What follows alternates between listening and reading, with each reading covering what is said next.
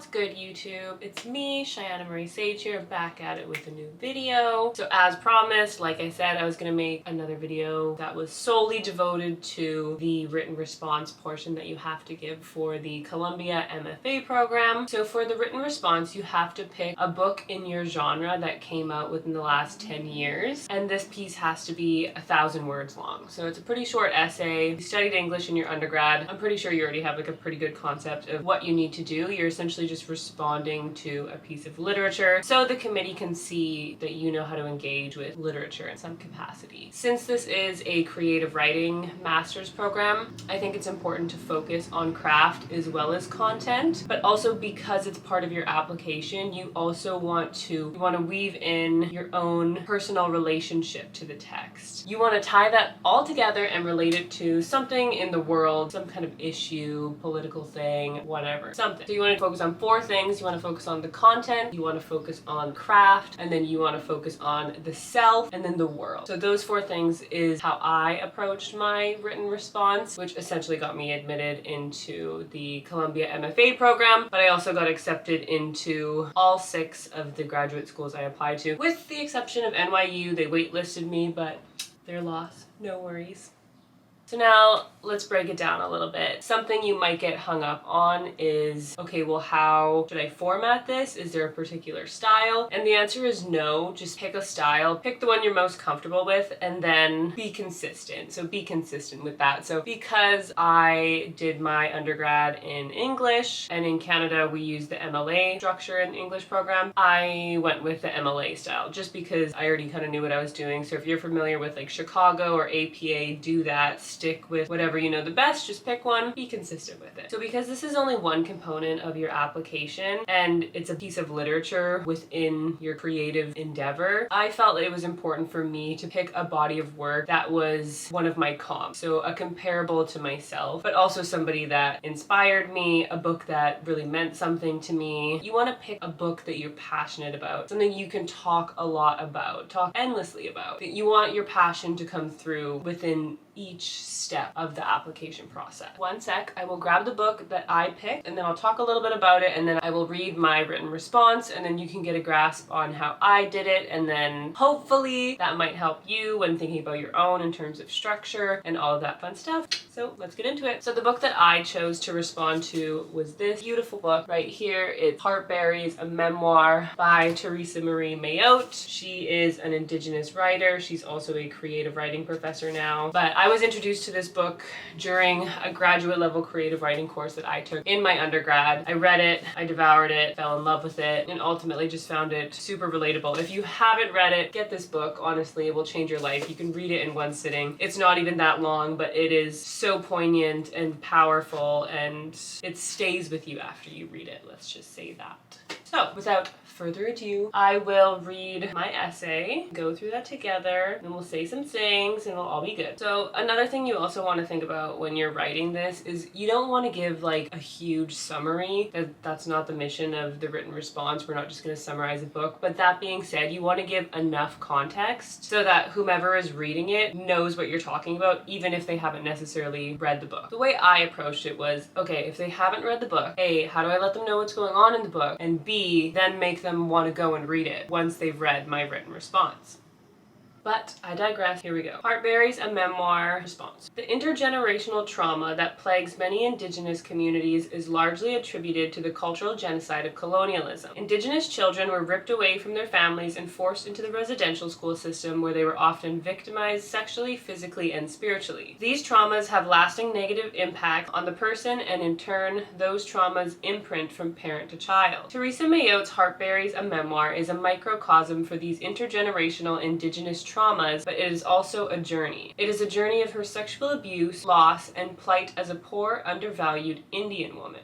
Mayotte embraces poetic voice throughout her work, which strengthens the conveyance and reception of dealing with PTSD and anxiety. Her use of poetic language brings a stark vibrancy to her work in a way that standard prose could not. As a reader, she grants me access to her traumatic experiences, and in doing so, a spectator to the leaps of healing still needed on the road to reconciliation with Indigenous communities. As a fellow Indigenous woman, watching her work through and overcome her quote, Indian sickness through writing is inspiring. So in this first paragraph, I gave a little bit of a synopsis, but also tied it into a larger cultural issue, and then also hinted at my relationship to the text, why it spoke to me. So as a fellow Indigenous woman, yada yada yada. Mayotte rejects a linear exposition of her life traumas, embracing fluid movement through her recollections, each new memory branching off into its own stream. As I read her words, she transports me into her personal space, and I watch as her mind wanders away from the current moment, catapulting into another memory. This technique strengthens her traumatic memoir because it mirrors how people process trauma in the real world. Often, traumatic memories appear as flashes while we are going about our normal day. They are momentary, rapid, and vivid. As a victim of sexual abuse myself, it is the blades of grass that you remember, or the temperature of the wind on your neck. Mayotte best represents her traumatic memories through her rapid, poetic, and sharp language because it is palpable. These scenes where she begins in one memory before diving into another is often framed as letters to her now husband. And then now I give a quote. I think of you often,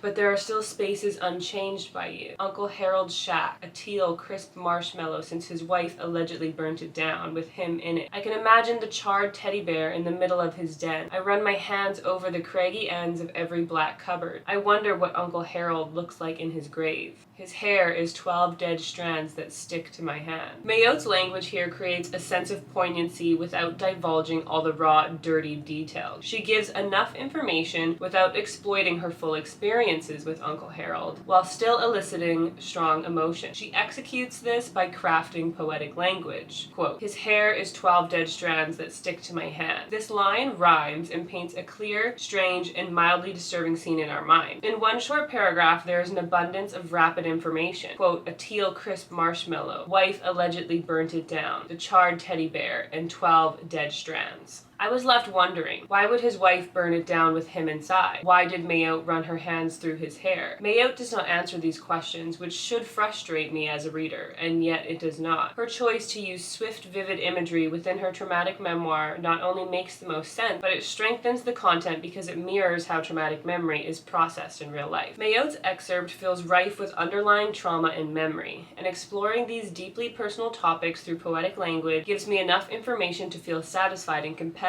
without revealing every detail of this history. Moreover, with traumatic memory, feelings are confusing and there is no correct interpretation, lending to how poetic voice is not meant to provide obvious answers or indulge in every detail, making her use of poetic language the most sensible approach. I am a Cree and Salish woman, and I saw my family's truth in Mayotte's memoir. Quote, it is odd that I went to foster care while my mother worked in a group home, but it was not odd to me. End quote. This short sentence encapsulates all that is broken and damaged within many Indigenous communities. In my community, many Indigenous parents work as social workers during the day and forget their children at night as they bandage their own pain. This reality suggests that many Indigenous peoples are aware of the necessity of healing this intergenerational pain, but often struggle to heal themselves.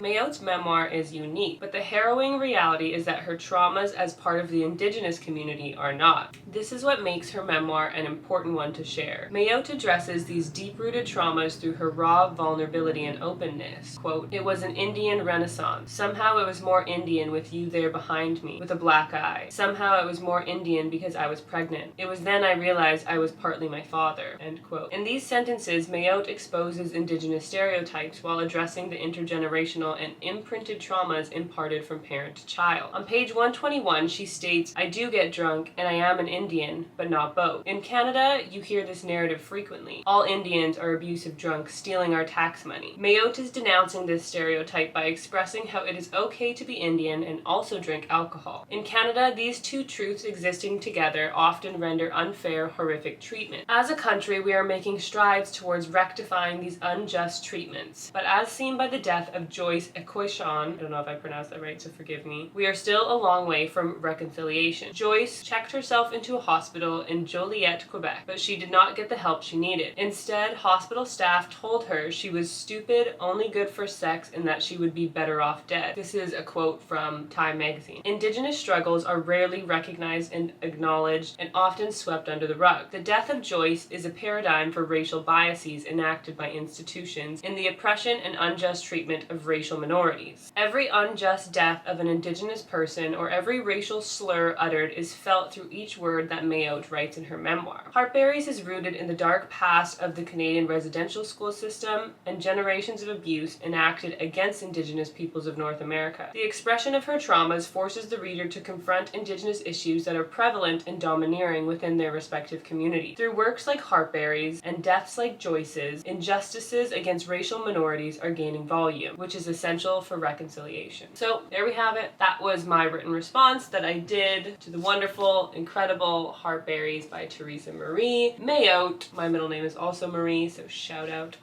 We share that in common. So cool. So fun. But yeah, so anyway, so after reading it, you can see how I engaged with the text, I engaged with the craft. The reader got a sense of what the book was about, why it was important to me, and then I also related that to political and socio-economic issues that happen in Canada, because within my creative writing sample that I gave, that's what I'm going to be writing about. I propose writing my thesis about an interweaving of personal narrative along with collective shared traumas and how that trickles down and manifests, how that imprints upon generation and generation. So that's all I got for you today. That is the written response. Hopefully that was a little bit helpful when crafting your own written responses, and fingers crossed you all get into Columbia, and yeah, have fun with it. Pick a book you like. Pick something you want to write about. You're not going into an MFA program because you hate reading, you're going in because you love it. So pick something that speaks to you, has influenced you, or something that fills you with love. But that's all I got. So thanks for sticking with me to the end of this video. Nothing but love. Bye!